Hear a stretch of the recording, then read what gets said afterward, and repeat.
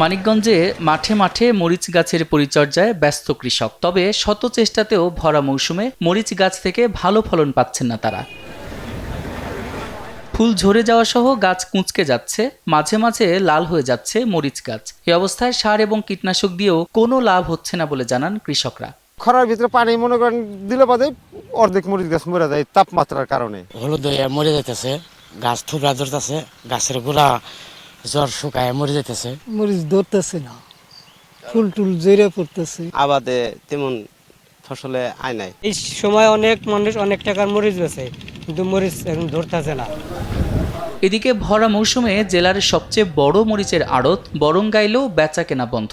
ক্রয় করতাম ৩ থেকে ৪ কোটি টাকা, কিন্তু এখন একবারেই শূন্য। এই জায়গার আড়তদার, লেবার, শ্রমিক, ইজারদার সবাই দিশেহারা হয়ে গেছে। ঋণে জর্জরিত, কাজ কাম নাই, খুব খারাপ অবস্থার ভিতরে আমরা চলতেছি। কৃষি সম্প্রসারণ অধিদপ্তর বলছে ফলন কম হয়ে যাওয়ায় মরিচের নমুনা বগুড়ার গবেষণাগারে পাঠানো হয়েছে, তবে এখনও সমাধান আসেনি। বিদেশে যে রপ্তানি হতো রপ্তানির মাত্রাটাও কমে এসেছে। আমরা গত বছর আমাদের যে মশলা গবেষণা কেন্দ্র বগুড়া, সেখানকার বিজ্ঞানীদের সাথে এ বিষয়ে আমরা আলাপ করেছি। তারা এখানে সরেজমিনে পরিদর্শন করেছেন এবং আমরা ভিডিও ফুটেজও পাঠিয়েছি আর কি।